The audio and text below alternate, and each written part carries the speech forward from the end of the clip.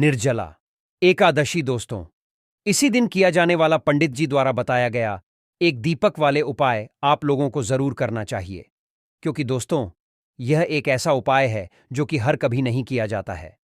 देखिए, यह दिन इतना खास होता है, इतना महत्वपूर्ण होता है। देखा गया है कभी कभी बड़े बड़े पूजा पाठ अनुष्ठान से जो मनोकामना पूर्ण नहीं होती है, वह एकादशी के दिन एक छोटे से उपाय करने से ही आपकी मनोकामना पूर्ण हो जाती है। और बहुत सारे लोगों ने इस उपाय को किया भी है और उनको इस उपाय को करने का फल भी जरूर मिला है। अगर आप लोग भी इस उपाय को निर्जला एकादशी के दिन करना चाहते हैं, तो आप इस उपाय को पहले अच्छे से समझ लेना, सुन लेना, उसके बाद करना, आपको इस उपाय का फल जरूर मिलेगा। दोस्तों, हम आपको यहां पर बता दें कि यह जो एक दीपक वाले जो उपाय है, यह उपाय पंडित जी ने अपनी अभी की कथा में ही बताया है। और इस उपाय को करने से आपके घर में चाहे किसी भी प्रकार की दुख और समस्या क्यों ना चल रही हो, आपको उसका कारण भी नहीं पता है कि यह समस्या किस कारण से चल रही है। उसका कुछ भी कारण हो सकता है, जैसे पितृदोष हो सकता है या किसी भी तरह का मंगल दोष भी हो सकता है, और भी बहुत तरह के दोष होते हैं, कुछ भी हो सकता है। पर आपको इस उपाय को करने के लिए अपने दोष को पता लगाने की भी जरूरत नहीं है। आपके घर में किस कारण से इतनी दुख और परेशानी आ रही है, वह भी आपको पता लगाने की जरूरत नहीं है। इस एक दीपक वाले उपाय को आप लोगों को कर लेना है, क्योंकि इसी एकमात्र उपाय को करने से आपके पूरे घर परिवार में सुख और शांति हो जाएगी। आपके घर में अच्छे अच्छे काम होने लगेंगे। आपकी जो भी मनोकामना होगी वह भी धीरे धीरे करके पूर्ण होना शुरू हो जाएगी। दोस्तों, अब इस उपाय को करना किस समय है, यह भी आप लोग जान लीजिए। देखिए, इस एक दीपक वाले उपाय को करने का जो समय है, वो सीधी सी बात है, सुबह का समय है, प्रातःकाल का समय है। वैसे दोस्तों, निर्जला एकादशी के पूरे दिन मंदिर खुले रहते हैं। पूरे दिन आप लोग उपायों को भी कर सकते हो, इसमें कोई दिक्कत वाली बात नहीं है, क्योंकि निर्जला एकादशी के दिन भगवान शिव जी पूरे दिन अपने मंदिर में बैठे रहते हैं कि कौन भक्त आएगा, कौन हमको प्रसन्न करेगा और हम कब उसकी मनोकामना पूर्ण करेंगे। दोस्तों, इस दिन शिव जी इतना कुछ प्रदान करते हैं जितने की हम कभी कल्पना भी नहीं कर सकते हैं।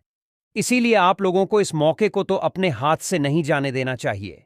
तो अब हम समझते हैं दोस्तों, यह एक दीपक वाले उपाय आखिर आप लोगों को करना कैसे है। देखिए, विशेष रूप से कोशिश करना है। इस उपाय को आप निर्जला एकादशी सुबह सुबह कर लो, पर किसी कारणवश ना कर पाओ तो फिर थोड़े लेट भी कर सकते हो ना। और पहली मुख्य कोशिश आपकी यही होनी चाहिए कि घर की जो माता बहन होती हैं, उनमें से कोई एक यह वाला उपाय करें। मतलब कि अगर माता बहन उपस्थित ना भी हो, तो उस स्थान पर फिर घर का कोई बड़ा जो पुरुष हो, वह भी इस उपाय को कर सकता है। कोई दिक्कत वाली बात नहीं है, पर घर के सभी सदस्य को इस वाले उपाय को करने की जरूरत नहीं है। घर का कोई एक मुख्य सदस्य भी इस उपाय को करेगा, तो इस उपाय को करने का फल उसके पूरे घर परिवार को जरूर मिल जाएगा।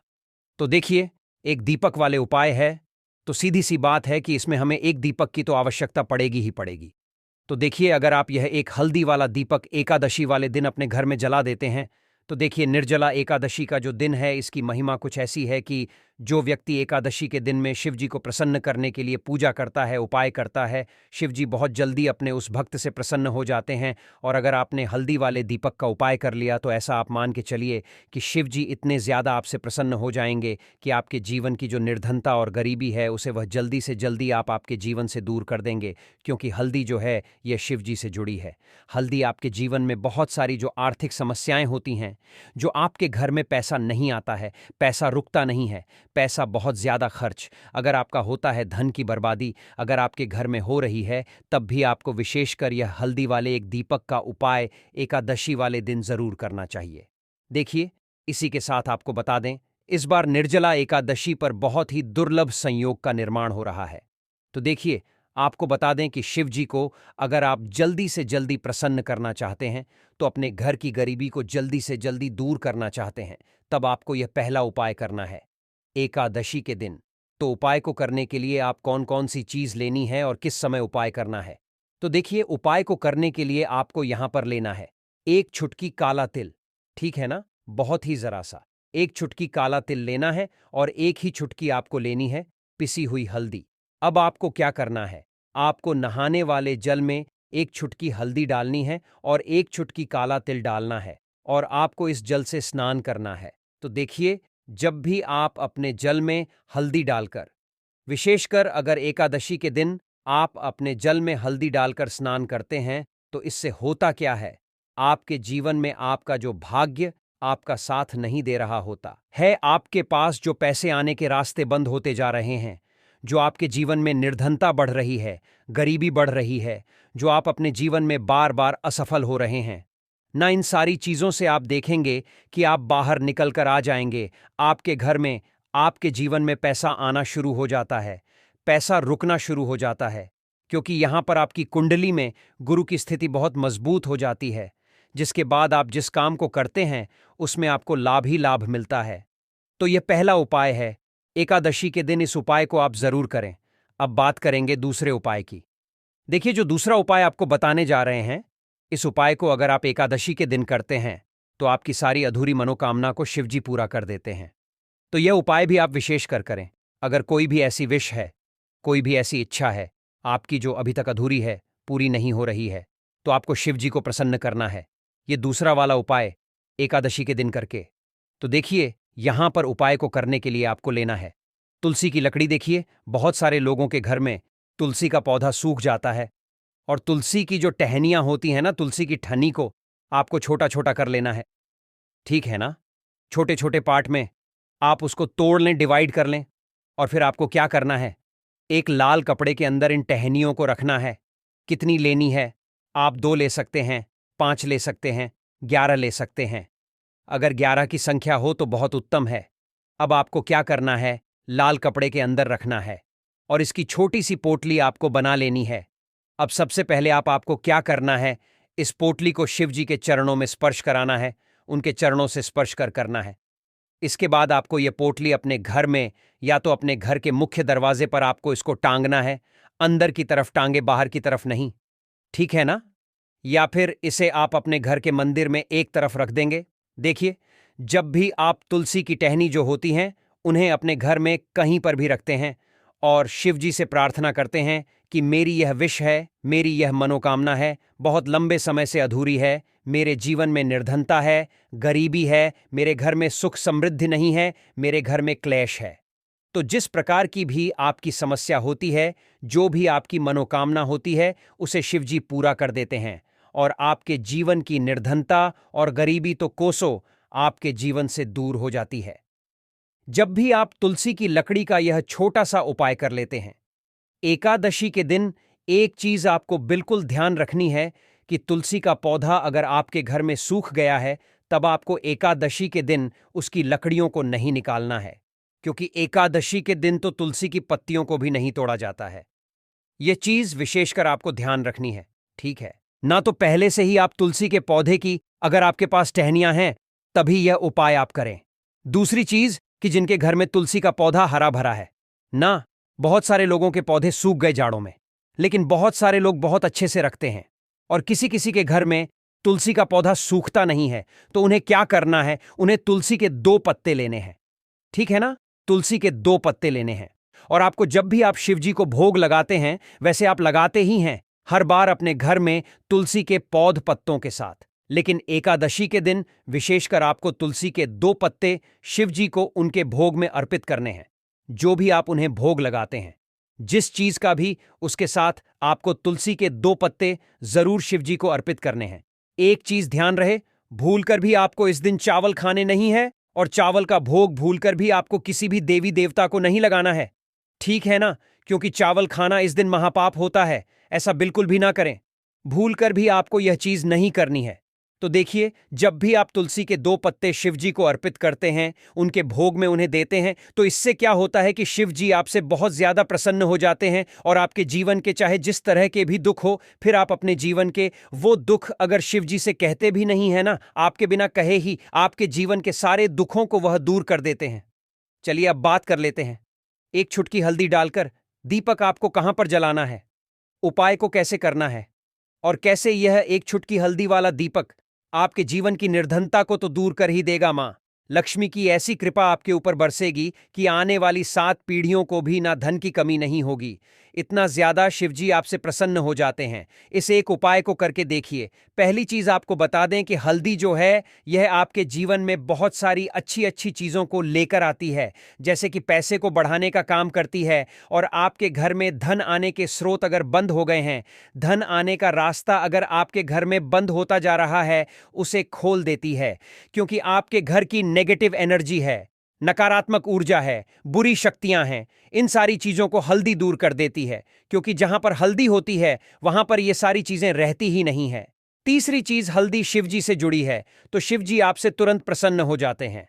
जब भी आप हल्दी का कोई उपाय करते हैं तो आपको पिसी हुई एक छुटकी हल्दी लेनी है, और यह एक छुटकी पिसी हुई हल्दी आपको दीपक के अंदर डालनी है। शुद्ध देसी घी का दीपक आप तैयार करेंगे, गोल बाती लगाएंगे, और फिर उसके अंदर एक छुटकी हल्दी आपको डालना है। अब देखिए, यह हल्दी वाला दीपक आपको लगाना कहां पर है। यह दीपक अगर आपके घर में तुलसी जी का पौधा हरा भरा है और तुलसी का पौधा है, तब तो आप तुलसी जी के पौधे के पास लगाएंगे। बहुत सारे लोग हैं जिनके घर में अभी तुलसी का पौधा नहीं है, कुछ लोगों का सूख गया या किसी किसी के घर में होता नहीं है ना, तो वह लोग क्या करेंगे, मंदिर में भी आप लगा सकते हैं। अगर आपके घर के आसपास कहीं मंदिर है वहां भी आप लगा सकते हैं, वरना यह दीपक आपको अपने घर के मंदिर में लगाना है। तो देखिए, जब भी आप हल्दी का दीपक शिव जी के सामने या तुलसी जी के पौधे के पास लगाएंगे, तब आपको उनका एक मंत्र है, उस मंत्र को आपको 11 बार बोलना है। यह मंत्र सभी को आता ही है, अगर नहीं आता है तो आप इसे नोट कर लें। मंत्र इस प्रकार है, श्री शिवाय नमस्तुभयम। ठीक है न, श्री शिवाय नमस्तुभ्यम। इस मंत्र का आपको 11 बार चयन करना है, 11 बार इसे बोलना है। अब देखिए, जो लोग मंत्र याद नहीं रख पाएंगे या जिन्हें नहीं आता है, वो श्री हरि विष्णु का ऐसे ही स्मरण कर लेंगे, उनका ध्यान कर लेंगे और दीपक जला देंगे। बस इतना आपको करना है और कुछ भी नहीं करना है। यह उपाय आप करके देख लीजिए, आपके जीवन की जो निर्धनता है ना, बहुत जल्दी आपके जीवन से दूर हो जाएगी।